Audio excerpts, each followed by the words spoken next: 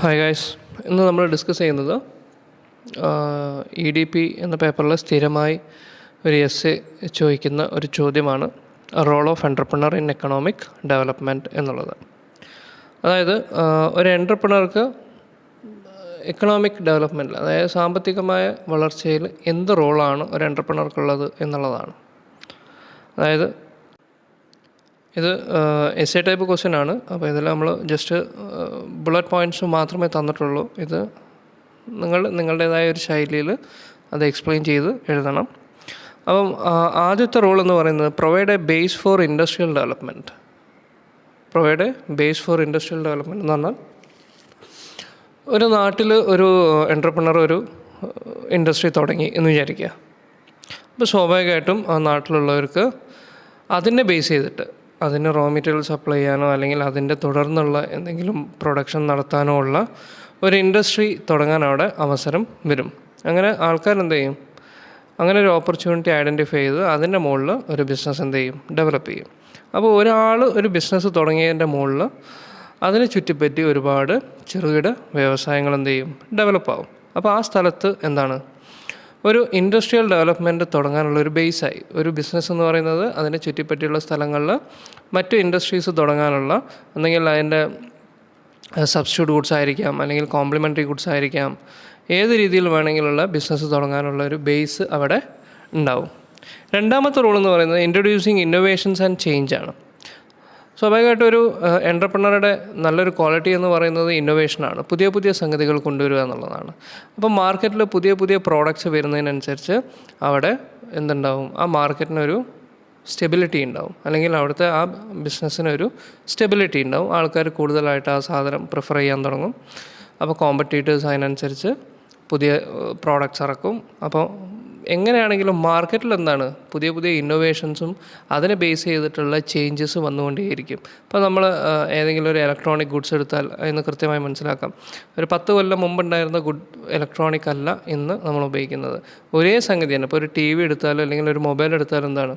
10 കൊല്ലം മുമ്പുണ്ടായിരുന്ന മോഡലല്ല ഇന്ന് നമ്മൾ ഉപയോഗിക്കുന്നത്. ഇന്ന് ഓരോ ദിവസവും ഓരോ മോഡൽ ഇങ്ങനെ പുതിയത് ഇറങ്ങിക്കൊണ്ടേയിരിക്കുകയാണ്. അത് ഈ ഇന്നോവേഷൻ്റെ ഭാഗമായിട്ടാണ്. അപ്പോൾ ഇന്നോവേഷൻ വരുന്നതിനനുസരിച്ച് മാർക്കറ്റ് ചേഞ്ച് ചെയ്യും, സൊസൈറ്റി ചേഞ്ച് ചെയ്യും, കൂടുതൽ ഫണ്ട് അല്ലെങ്കിൽ കൂടുതൽ മണി സൊസൈറ്റിയിൽ റോൾ ചെയ്യും. അതൊക്കെ ഒരു എക്കണോമിക് ഡെവലപ്മെൻറ്റിന് ഇൻഫ്ലുവൻസ് ചെയ്യുന്ന ഫാക്ടേഴ്സാണ്.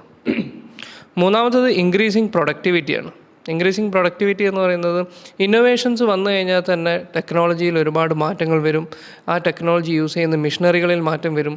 ആ മിഷനറികളിൽ ഒരു 5 കൊല്ലം മുമ്പ് ഉണ്ടായിരുന്നൊരു മിഷനറി ആണെങ്കിൽ അതിന് 1 മണിക്കൂർ പ്രവർത്തിച്ചാൽ അല്ലെങ്കിൽ ഒരു ദിവസം വർക്ക് ചെയ്താൽ ചിലപ്പം 400 അല്ലെങ്കിൽ 500 പ്രോഡക്ട്സ് കിട്ടിയ സ്ഥലത്ത് അതേ മിഷനറിയുടെ പുതിയ ടെക്നോളജി ഉപയോഗിക്കുമ്പോൾ നമുക്ക് ഒരു ദിവസം എന്താണ് അത് 1000 അല്ലെങ്കിൽ 1200 പ്രോഡക്റ്റ്സ് ആയിട്ട് ഇൻക്രീസ് ചെയ്യാൻ പറ്റും.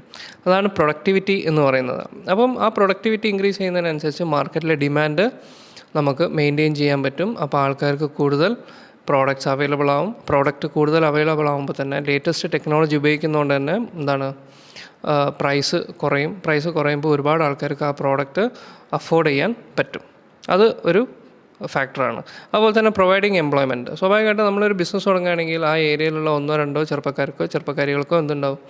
ഓപ്പർച്യൂണിറ്റി കിട്ടും. ആ ഓപ്പർച്യൂണിറ്റി കിട്ടുക എന്ന് പറഞ്ഞാൽ ആ ഓപ്പർച്യൂണിറ്റി കാരണം കൊണ്ട് അവരുടെ ഫാമിലി എന്താവും? എക്കണോമിക്കലി ഡെവലപ്പ് ആവും. ഒരു ഫാമിലി എക്കണോമിക്കലി ഡെവലപ്പ് ആവുക അല്ലെങ്കിൽ സ്റ്റേബിൾ ആവുക എന്നൊക്കെ പറയുന്നത് മൊത്തം ആ സൊസൈറ്റിയെ തന്നെ എന്താണ്? സ്റ്റേബിൾ ആക്കുന്നതിന് തുല്യമാണ്. അങ്ങനെ ഓരോ ഫാമിലികൾക്കും ബിസിനസ് തുടങ്ങുന്നതുകൊണ്ട് ജോലി കിട്ടുന്നത് കാരണം എന്താണ്? ആ സൊസൈറ്റിയിൽ എന്താണ്? കൂടുതൽ എക്കണോമിക് ഡെവലപ്മെൻറ്റ്സ് ഉണ്ടാവും. അത് സത്യമാണ്. ഒരാളൊരു ബിസിനസ് തുടങ്ങുമ്പോൾ എന്താണ്? 2 ആൾക്കാർക്ക് ജോലി കിട്ടും. അവിടുത്തെ സെയിൽസ് സ്റ്റാഫായിട്ടോ അല്ലെങ്കിൽ അക്കൗണ്ടൻ്റായിട്ടോ മാനേജറായിട്ടോ എന്തെങ്കിലുമൊക്കെ ആയിട്ട് അവിടെ എന്തുണ്ടാവും? അറ്റ്ലീസ്റ്റ് ഒരു ഡ്രൈവറായിട്ടെങ്കിലും അവിടെ എന്ത് കിട്ടും?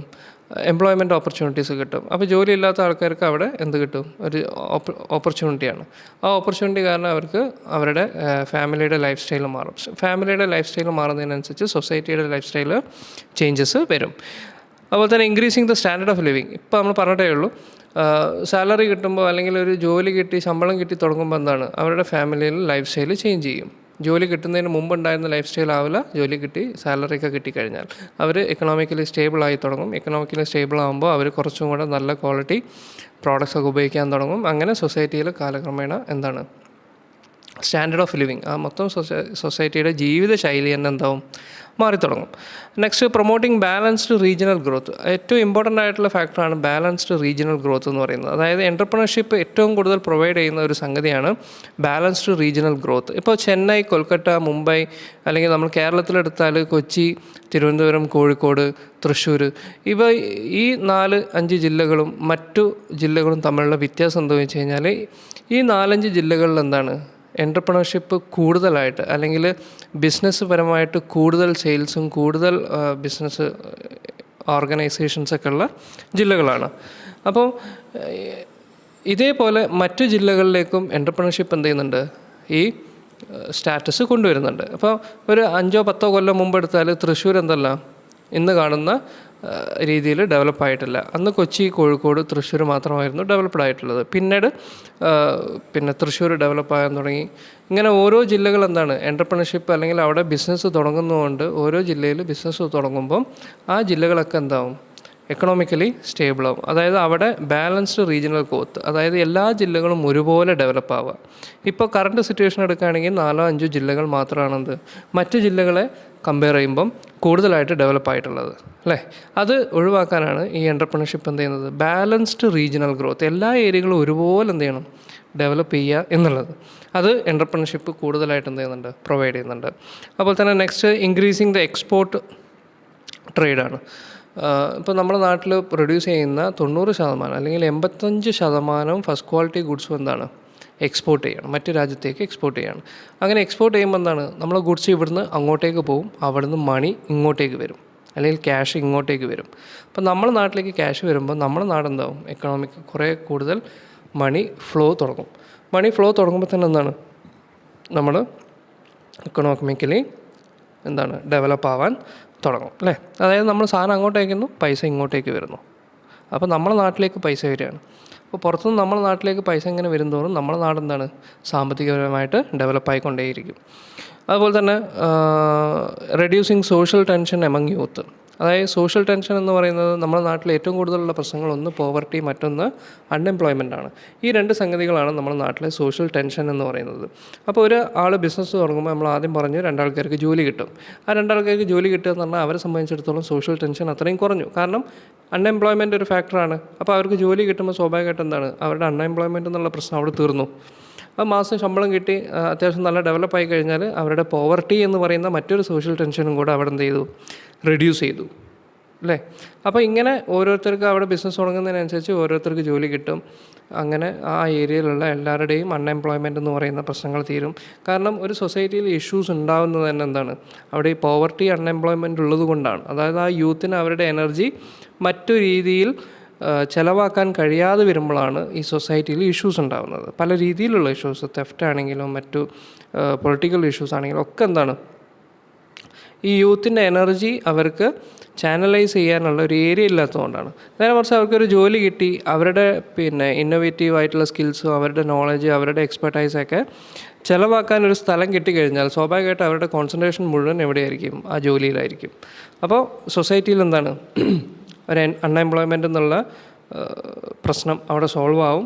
അവർ നല്ല ജോലിയിലൊക്കെ സെറ്റിലായി കഴിഞ്ഞാൽ അവരുടെ സേവിങ്സൊക്കെ തുടങ്ങുമ്പോൾ അവരുടെ പോവർട്ടി എന്ന് പറയുന്ന ആ ഒരു സോഷ്യൽ ടെൻഷനും കൂടെ എന്തായി അവിടെ മിനിമൈസ് ചെയ്യപ്പെട്ടു. അതാണ് അപ്പോൾ ഒരു എൻ്റർപ്രണർഷിപ്പ് ഒരു സ്ഥലത്ത് ഒരു ബിസിനസ് തുടങ്ങുമ്പം അവിടെ എന്താണ് ഈ സോഷ്യൽ ടെൻഷൻസ് എമംഗ് യൂത്തിനിടയിലുള്ള ഈ പ്രശ്നങ്ങൾ, ജോലിയില്ലാത്ത പ്രശ്നം, പോവർട്ടി, അതായത് പട്ടിണി, ഇങ്ങനത്തെ സംഗതികളൊക്കെ എന്താണ് റെഡ്യൂസ് ആവും. അത് ഏറ്റവും വലിയ ഒരു എക്കണോമിക് ഡെവലപ്മെൻറ്റാണ് ഈ എൻ്റർപ്രണർഷിപ്പ് കൊണ്ട് നമുക്ക് കിട്ടുന്നത്.